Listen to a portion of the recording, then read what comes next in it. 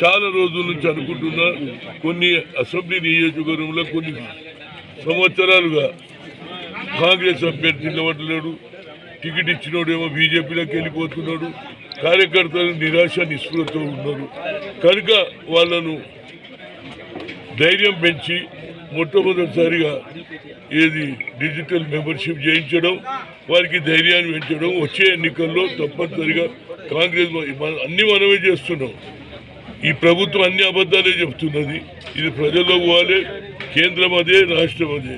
కేసీఆర్ సమయంకి వచ్చినప్పుడల్లా ఫెడరల్ అంటారు, నిన్నటిదానికి కలిసి ఉంటాడు, మళ్ళీ ఫెడరల్ అంటారు. రైతు ఇష్యూలో కూడా ఏమన్నాడు, 3 బిల్లు వెనుకకు తీసుకోపోతా అని చెప్పిండు. ఢిల్లీ పోగానే కాంప్రమైజ్ అయ్యాడు. అన్ని విధాల బీజేపీకి మద్దతు ఇచ్చి ఇవాళ ఫెడరల్ అని ఏదో సాగు డబ్బు బతుక డబ్బు కొట్టుతుంటే ఒక ప్రభుత్వమే సాగు డబ్బు కొట్టడం న్యాయమా?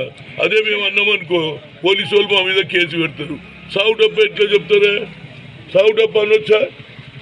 పోలీసు ఏం చేస్తున్నది? నేను నిజంగా కూడా రమణ గారిని కోరుతున్నా, చీఫ్ జస్టిస్ రమణ గారు, మీరు తప్పనిసరిగా దీని మీద ఆలోచన చేయాలి. ఒక ప్రభుత్వంలో ఉండి ఒక పార్టీ సాగు డబ్బు ఏమిటి? ఎవరిని చంపుతారు వీళ్ళు? నిన్నటిదాకా నరేంద్ర మోడీతో దోచి ఆయన చంపుతావా, లేకుంటే ఎవరిని చంపుతావో మాకు ఇంతవరకు తెలియలేదు. సాగు డబ్బు అనే మాటనే చాలా రాంగు. తప్పనిసరిగా మరి అన్ని ఇష్యూస్లో చీఫ్ జస్టిస్ రమణ గారు స్పందిస్తున్నారు.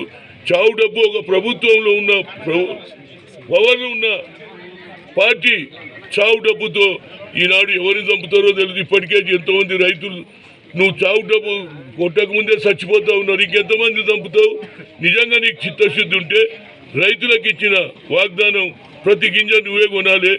కేంద్రంకు మాకు ఎలాంటి సంబంధం లేదు. ఓట్లు నీకేసినాం, ప్రజలు ఏమంటారు, మేము ఓటు కారుకేస్తే నరేంద్ర మోడీ సంగతి మాకెందుకు చెప్తాడు? నీ డ్యూటీ తప్పనిసరిగా కొనాలి. ఒక్క గింజ కూడా రైతు ఇబ్బంది పడొద్దు.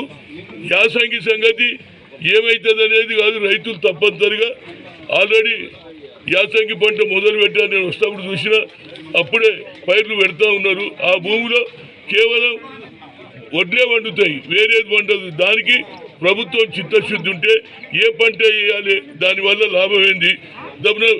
పంట ఫెయిలియర్ అయితే ప్రభుత్వం ఇన్సెంటివ్స్ ఇవ్వాలి. 1 ఎకరానికి ఇంత నష్టపోతే ప్రభుత్వం ఆదుకుంటే అప్పుడేమైనా ప్రజలు ఆలోచన చేస్తారు. తప్పితే నువ్వు వరి అయ్యకు నేను ఆల్టర్నేటివ్ భూములు చూసి చెప్పు, ఏ భూమిలో ఏం పండుతుందో ఇప్పటిదాకా నువ్వు సర్వేనే చేయలే. హాయ్ ఫ్రెండ్స్, మా టుడే టుమారో యూట్యూబ్ ఛానల్ చూస్తున్నందుకు చాలా థ్యాంక్స్. మరిన్ని లేటెస్ట్ వీడియోస్ కోసం వెంటనే సబ్స్క్రైబ్ చేయండి. అలాగే ఈ బెల్ ని కూడా రింగ్ చేసేయండి. మా నోటిఫికేషన్స్ అన్ని మీ మొబైల్లో వస్తాయి. అలాగే మా వీడియోస్ మీకు నచ్చితే లైక్ చేయండి, షేర్ చేయండి, నచ్చకపోతే కామెంట్ చేయండి.